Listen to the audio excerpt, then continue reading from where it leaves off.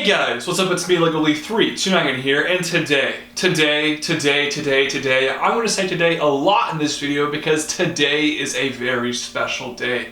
This date, October 17th, 2009, I uploaded my first ever YouTube video. That's right, y'all. Today is the 10th anniversary of LegoLee329! Now, to celebrate my 10th anniversary, I'm doing a few special videos. I already uploaded a video showing off my LEGO Star Wars collection, which you should go check out on my channel right now. Also, I'm going to do a very laid-back video, me, just laying back, kind of reflecting on my time here on YouTube. That video should also be in my channel. Please go check that out. But you know, the bread and butter of my YouTube channel for the past 10 years has been, say it with me in 3, 2, 1, LEGO reviews. And what theme have I reviewed more than any other? It's LEGO Elves. So I'm going to show you guys the coolest LEGO Elves set of all. I'm just kidding. I'm sorry, that's a really forced joke. I'm actually reviewing a LEGO Star Wars set because I've reviewed almost 100 more Star Wars sets than any other LEGO theme.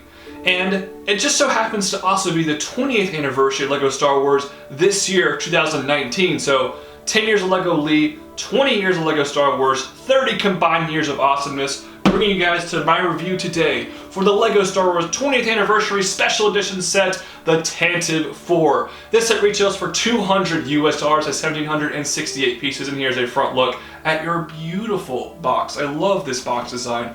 There is the back of the box. Without further ado, let's see what's inside. Here is the Tantive 4 itself. Measuring in at over 24 inches or 2 feet long, this is a very large LEGO model. It's so big, in fact, that you can start to see the edges of my Lightbox studio here. Now, before we talk about the vehicle, let's take a closer look at the minifigures included with this set. The first two figures included with this set are C-3PO and R2-D2. There's a look at them from the back. If you haven't seen these figures before, you're probably just not a big LEGO Star Wars fan. I'm always happy to get them, but I have so many of them in my collection, it's getting pretty boring and stale. Next up here, a Rebel Fleet Trooper and Captain Antilles, new versions of these figures for 2019. I think both of them have fantastic looking torso prints, and that helmet mold, while it is more than 10 years old, still looks great to this day, and their face prints are nice as well.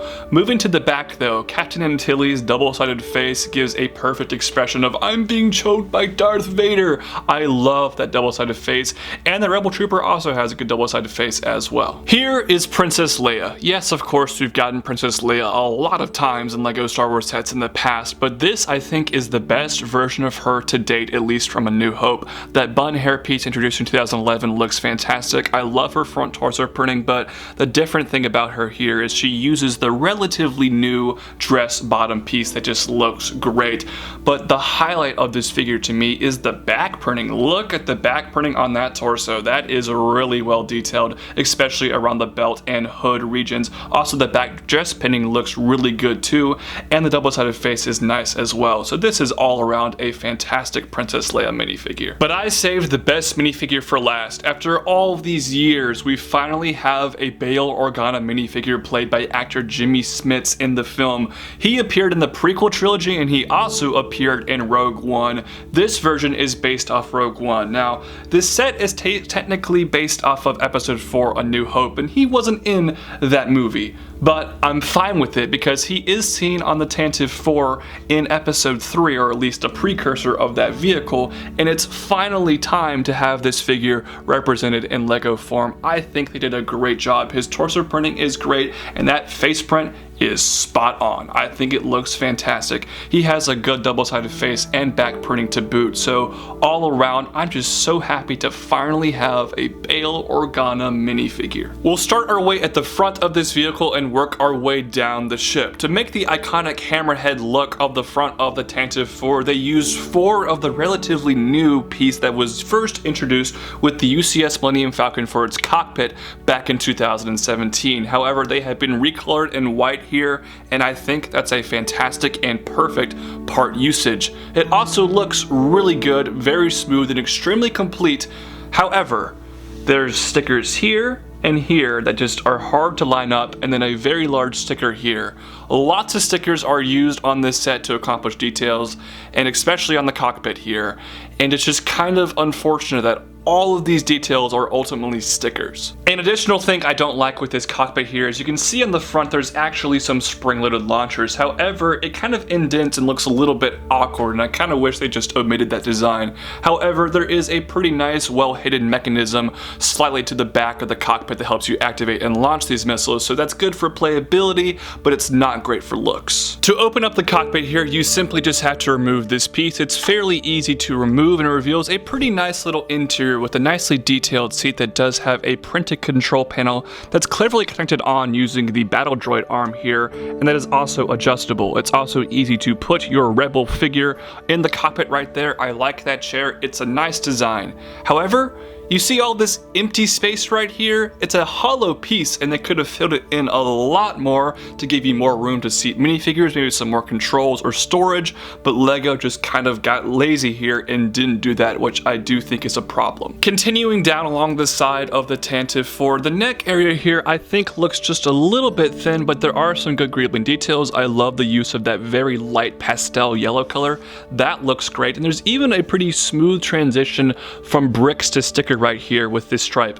All of that is done pretty well. In addition, there's also a turret right here that can spin 360 degrees. You can also move these up and down, and you do have two stud shooters as well. There's an additional turret on the bottom that actually kind of acts as one of the stands for this vehicle, and you can spin that, but there are no stud shooters on that particular turret. The thicker middle section of the Tantive 4 here has some pretty awesome looking shaping. Minimal gaps, but for the most part it's fairly well done. There's also really good greeble details on the side right here.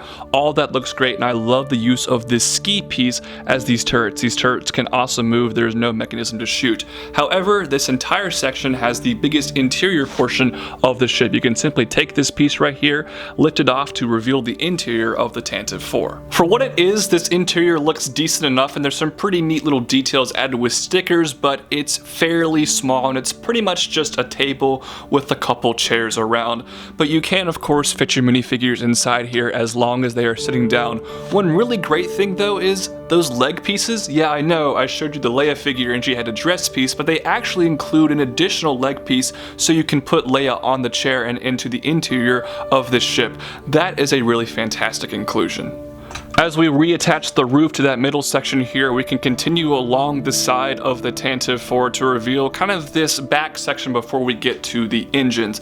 This section here has some pretty nice designs, nice slopes, good snot techniques. However, I think the use of these back kind of fin pieces normally seen on airplanes or like a shark build are not used particularly well here. I like how they're angled in and they look accurate for the most part. However, they don't attach, and in the movie these are filled in a lot more. I think LEGO would have been better off using a piece kind of like this sloped plate that we see right here rather than these.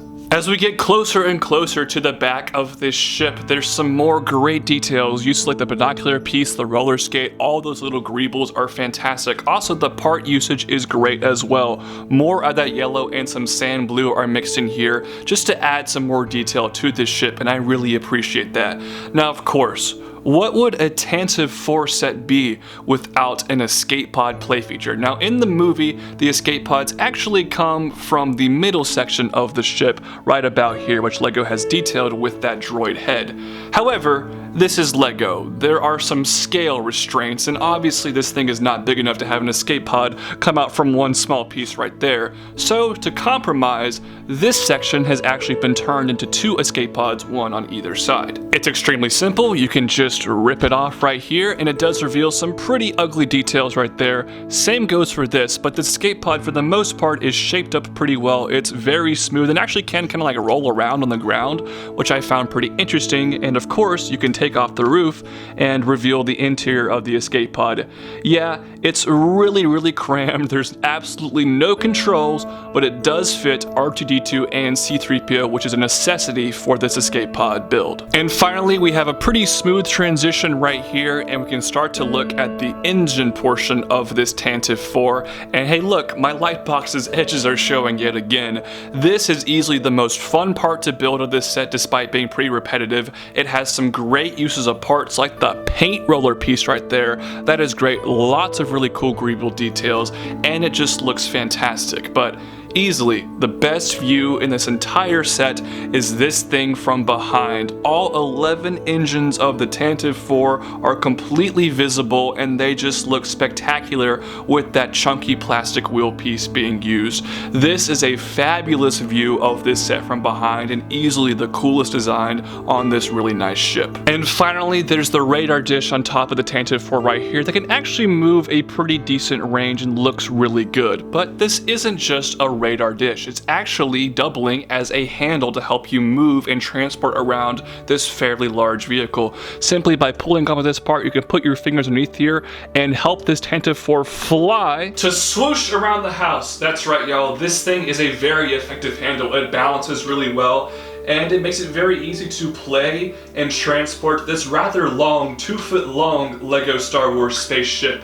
So here it is, y'all, the final look at the Tantive 4, and let's get another look at that. Look at those engines, that is so beautiful. Alright guys, wrapping things up here for my 10th anniversary review of the Tantive 4. This is not a perfect set. I already mentioned some nitpicks I had throughout this review. Also, the price, 1,768 pieces, $200. It's $20 overpriced. That's pretty typical of most LEGO Star Wars sets at this point. I also think this set is missing 3 minifigures. You see the guys on my shirt here? This set should have come with Darth Vader and at least 2 Stormtroopers. I would like to see maybe another Rebel Trooper as well. 6 minifigures for $200, that's not great. I would have much rather seen maybe 9 or 10, but what you do get is a really fantastic design of an iconic ship. And I don't have this set. I didn't have this ship in my collection. I wasn't able to afford the 2009 version or the original version as well. So after 10 years, I waited and I finally have this iconic vehicle from Star Wars in my collection, and it's a great looking set. So that concludes it, guys. Thank you so much for watching. Thank you for 10 great years of LEGO reviews. What did you guys think about this review? What did you think about the video? Please tell me, of course, in the comment section down below. Give the video a big thumbs up. Subscribe to this channel. Turn on notifications so you don't miss anything from LEGO Lee 329. Also, while you're at it, in the description down below, like me on Facebook, follow me on Instagram, and of course, maybe consider becoming a Patreon supporter so more cool content for the next 10 years to come, maybe, we'll see, can happen. Thank you guys so much for watching, and I'll see you guys later. Bye-bye.